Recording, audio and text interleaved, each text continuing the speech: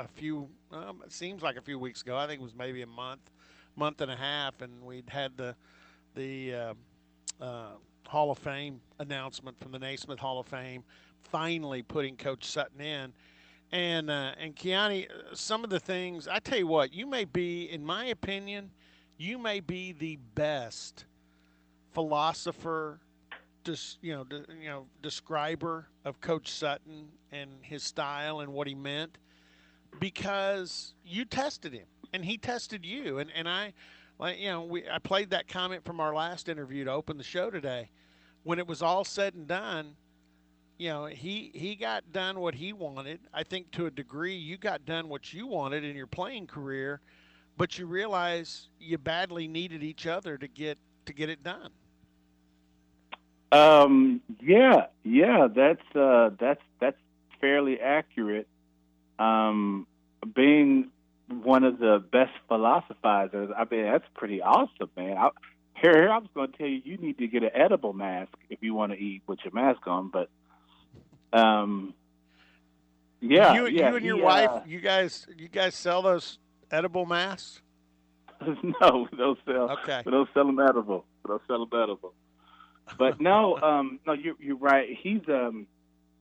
Well, I mean, he's just done it for so long, Robert, and he, he there probably isn't a style of player that he hasn't seen that he can't figure out and manipulate at some point, right? He's seen probably, when you coach that long, you've seen every kind of style of kid there is.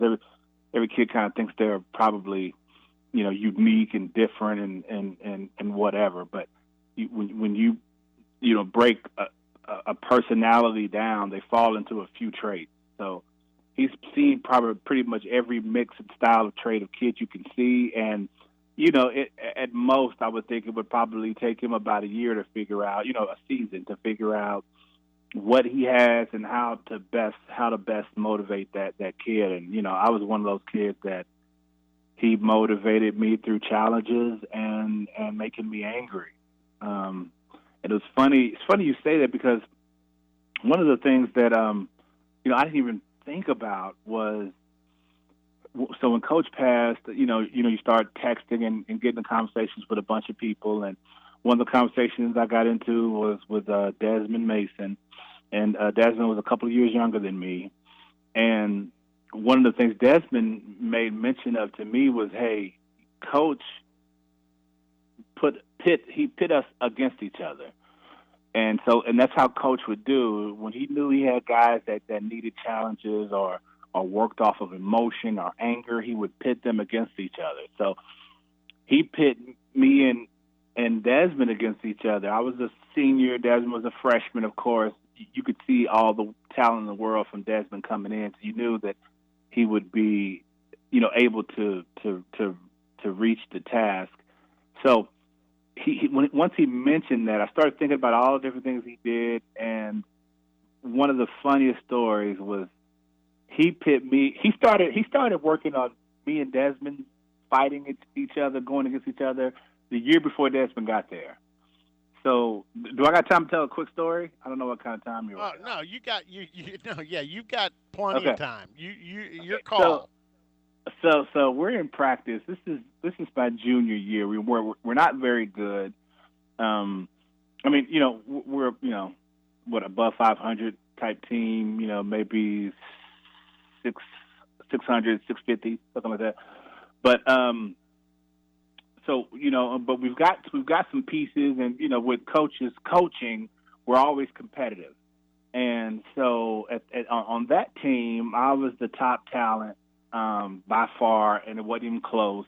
And it was to the point where in practice I wouldn't even really have to work hard to be productive, right? So I could just come out there and kind of just slouch around, take my time, make jokes, and still nobody could stop me, score when I wanted, stop whoever I wanted, that kind of thing. And so one day in practice, we're practicing before we go to Missouri. And at this time, I don't think Coach has ever won in Missouri at this time. He's always lost at Missouri. And Storm and Norman was still on the sidelines.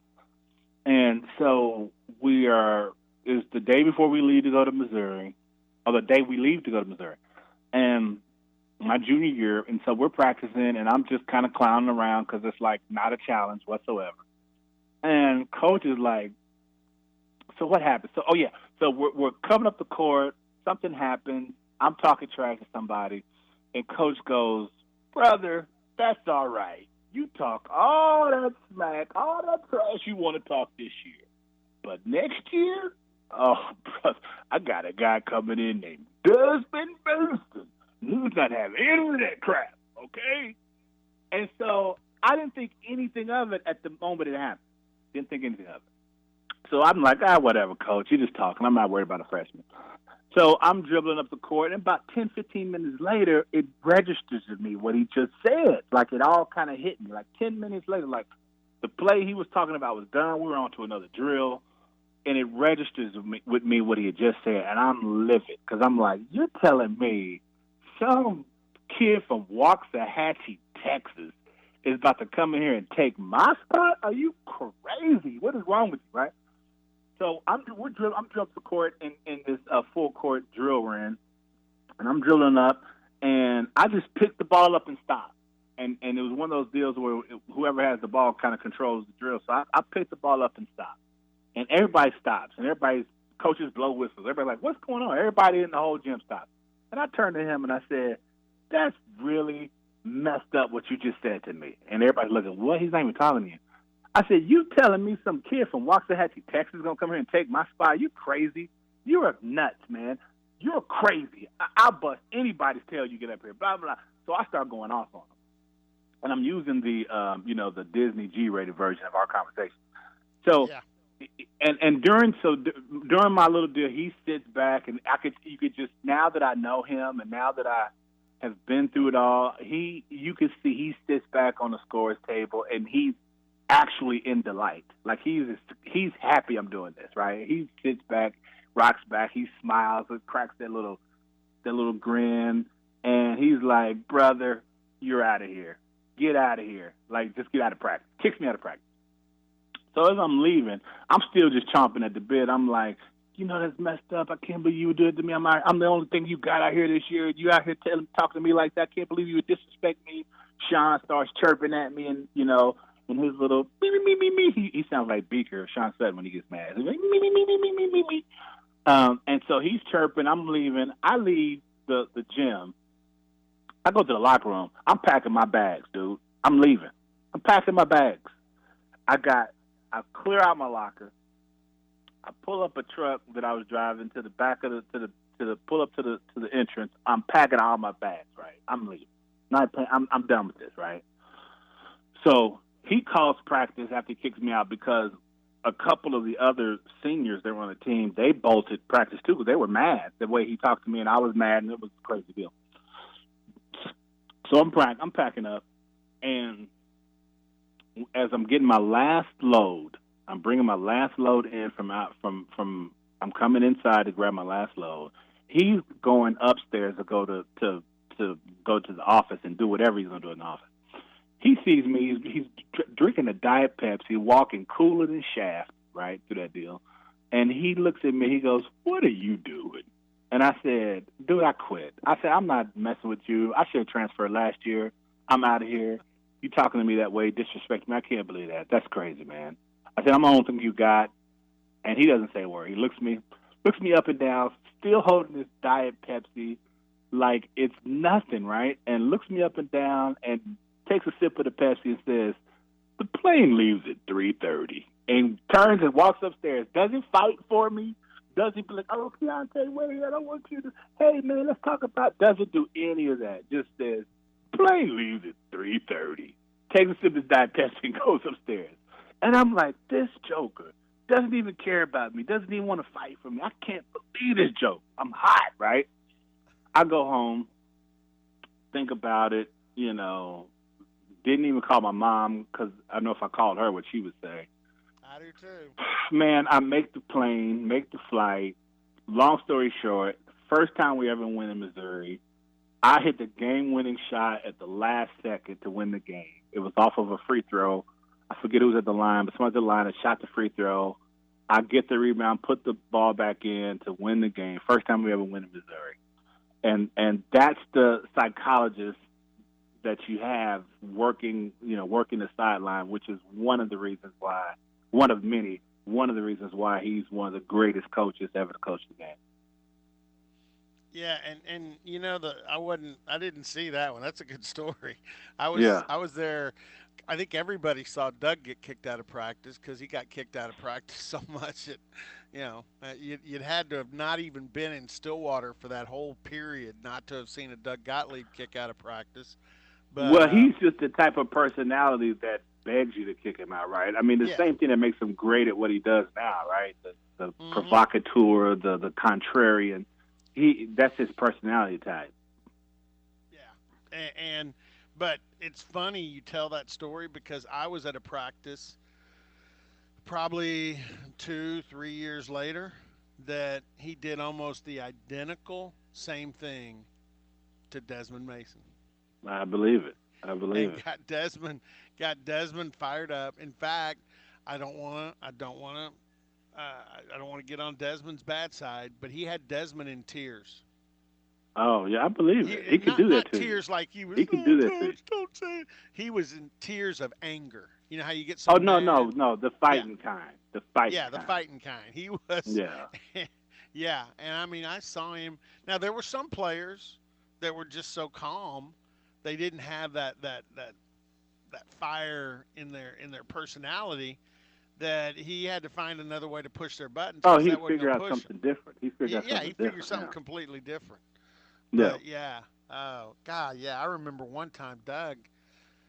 I think Doug had fought 3 or 4 different people in a practice, and in fact, his And shirt had didn't been win ripped any of off. the fights, I'm sure. Yeah, and and finally, you know, Coach Sutton said something along the lines of, "You're 0 for 4 today. 4 people have kicked your butt. Just get out." Right. Right. Just Oh stop man. it, man. Oh, but yeah, you're right. He was a master psychologist, Mhm. and we talked about this last time. I bet there are times as a husband, as a business person, as a father, that you think, it's almost like you have, even though you don't have one, it's almost like you have one of those rubber bands that says, what would Eddie Sutton do? Right. Because you remember those things that he did, and and the cool thing too, and this is the way I'm going to remember Coach. The last year, Keanu, and you were there for the Final Four reunion. That wasn't Coach. That was his body, and Right. he, But I'm going to remember him on the bench. I'm going to remember some of the conversations we had where he was just telling stories, and that's the way I want to remember Yeah. Eddie Sutton. So Yeah, definitely. Yeah, and so and through this whole thing, well, one of the things also, you know, you hit it perfectly. I and every day and everything that I do, my walk of life as it exists now, find myself saying and doing things that that Eddie did to me, and it's how I manage people. It's how I talk to my kids even, and I'll even say some things and go, "Oh my God, I can't believe I just said that." That's what Eddie used. That's the kind of thing Eddie would say to me. So yeah, if you are, I mean, if you're any bit as smart as a turnip, you'll pick up something from him that you can use, moving forward in your life. So I picked up a bunch of stuff from that guy, and how to communicate, how to get things out of people. You recognize these things as you get older, and you see, man, what was he? He was at work on this deal before it even existed. And that's one of the things that Desmond said to me, and he was like, he told me, he's like, thanks for helping making me better, through those wars that we would have with one another. But no, you're right. Me and my wife have talked about it. He's in a better place in a better situation now. Me and my wife are Christians, and we believe in God and um, in the delivery of Jesus Christ, and so we know that he's in a better place. He's with Patsy, Yeah. and he is and I think he hung on long enough to hear that name call for the Hall of Fame, and then I think he was ready. Yeah. And so you don't like to think of him as he was in his later stages because it just wasn't him, and it was tough to be around him. Even it was tough to see him. You try to keep a brave face and a chin up, but it was tough, man. When you've known a guy to be so passionate, so smart, smart, quick as a whip, and virile, and to see what he had became, it was tough. Last thing, and it took me 24 hours to come up with this, and I mean, I part of what I do for a living is writing, and most of the time I'm not very impressed with the way I do it, but I did like this. I started thinking about all the impressions that Coach Sutton made on people, all the contributions he made, the fact that he kind of saved Oklahoma State.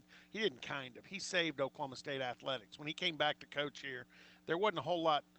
Golf and baseball were winning, but football and basketball, one of those needs to carry a program and get it going. And OSU was on football probation, wrestling probation, and he came in and instantly kind of turned it around. He had such a great impact on people. People loved him so much, but he wasn't perfect. He had that one big fault that did him in with his coaching career was, the problem with alcoholism. Mm-hmm. Because of he had pain, and that's what he went to try and curb it. But the line I said was, Eddie Sutton was a man who was immortal and human all at the same time. And you know what? I think to be a great person, I think you have to be human. I mean, I don't think people believe when there's somebody walking around doesn't think they have any faults because there ain't anybody like that. Right. There's only been one. well, And well, and and so then and, go and ahead. so you're absolutely right. Um, one of the things that made Coach who he was his frailties, right? Was his human side, was his ability to acknowledge and step over some of the faults that we all have in the dark, right? I mean, everybody has a little bit, different things that they struggle with, and being in the position that he was in, his was magnified because of his personification, right? And you talk about that frailty, that humanity that exists, and that is part of what makes it even more incredible when you achieve the things that he had. Um, and you speak about his ability to touch people, his ability to reach people, his ability to leave an impression, right? I got this other really good story. I don't know if I ever told you. You have any time? What's your time like? We got to get to a break. Okay. Next time. But yeah, golly, now can you hang through the break? I can. Okay, if you'll hang through the break, you tempt me with a story. I'm gonna come Okay, back with it. it's a All good right, one. Just let me all just right. tell you, it involves the most powerful person on the planet. Just let me tell you that. Okay. We will take a Okay. timeout. We'll come back. Keanu's got one more big story for us, and we can't turn that down. We'll come back right after this. Let's see all those guys back. One of them, Chianti Roberts, and we've had him on since then, and he's on right now, and we're coming back to a big story. Chianti tempts us with that. We're not gonna get out of here without it. So, Chianti, the floor is yours, my man. Okay, so this is the Final Four year, and I don't even know if I've ever told you this story, Robert, but it's the Final Four year, and we are in on the East Coast. We're in Baltimore. I think those games were, I forget where they were, but anyway, Yeah, so they we're were out like in the on the old East Coast. Baltimore Civic Center, I think. Yeah, it was like an old rickety stadium. It was super crazy. Yeah. Um, So we had just finished up that round, and so we coach was like, I got a surprise for everybody. And he gives us a trip to the White House. We go to the White House, dude. This is one of the most incredible things I've ever done in my life, right? I'm walking up and down the halls of the actual White House, and we get to go on a tour that is a little bit different than the average normal tour you get to go on because of Eddie's connection with Bill Clinton, right? They know each other like Right. friends. They were at Arkansas together. It's kind of crazy. Well, and So, Coach Clinton, right? President Clinton What's called that? Coach Sutton Saturday. He actually Yeah. spoke to him that afternoon before Coach Sutton Oh wow, passed. I didn't know that. And so we're taking this off the beaten tour. So we're in rooms, and so we got to go into the executive. What's that room that they all meet in where it's the heads of the all his secretaries of state are in that whatever room that is with the big long brown table. We were in that room. Right. They have a theater room in there. It's pretty cool. But anyway, we make our way to the actual Oval Office. So I got to hang out in the Oval Office with the President of the United States. You know, it was one of the most incredible things I've ever done. So anyway, we're sitting around talking. I'm hanging out with Bill Clinton, and he's just telling stories. The guy is one of the most charismatic, cool cats you ever meet in your life. And so he's telling stories about Eddie, and one of the stories he told was he was like, your coach is funny. He's different. So he's telling me, he's like, man, so they're at this benefit dinner, this deal. This is back when Bill and Eddie were both at Arkansas. Harvest, I'm on the phone. I'm on the phone. And then so he's at this benefit dinner. He's at this benefit dinner with and they're at Arkansas. They're all sitting at the table. They're all sitting at the table, and Bill Clinton is being Bill Clinton and wowing the crowd, and everybody's just hanging on his every word, and he's telling these funny stories, and Eddie's looking off to the side like not even paying him any attention. Harvest, I'm on the phone. Okay, give me a second, okay? Robert, I don't know if I'm gonna be able to finish this story. What do you want? That Okay, okay, Hey, I'll cover for you okay. here. No, Keanu. no, Okay, I go got ahead. it. I'm back. I figured out his soft spot right now. I'm gonna give him chocolate at 10 o'clock in the morning just so I can get to the story. Um, so so he's telling these stories. Everybody's laughing. He's the head of the table, and nobody's not impressed. Everybody's super like just into Bill because that's the type of person he was. And so and so Eddie's the only one at the table not paying attention. The only one at the table not listening, right? And so Bill leans over and says, well, coach, if I'm boring you, I mean, just let me know. And Eddie says, huh? What are you talking about? And this story's coming from Bill Clinton. And so he said, Eddie leans over to Bill and says, Bill, if there's ever a time in life where a University of Arkansas professor is more important than the University of Arkansas basketball coach, wake me up then. And and so this is the funniest thing in the world because at this time he's telling us this He's story from the Oval Office. right. So he's He literally the most powerful person on the planet as he's telling the story.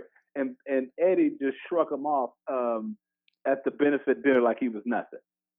Well, and see, if only Bill had the foresight to lean back and say, maybe a professor now, but I'm going to be president someday. Right, That would have right. been the good comeback, but you Who would can't have predict thought that. that, right? Yeah, that's funny. That is Yeah. funny. Hey, Kiani, we'll let you get. And Okay. again, best Sorry to for the you and your interruptions. I got a family. And 4 year old. I Yeah. got you. We will holler at you soon. Okay. All right, man. All Talk to you right. later. All right, Chianti Roberts. We got to get to a break here.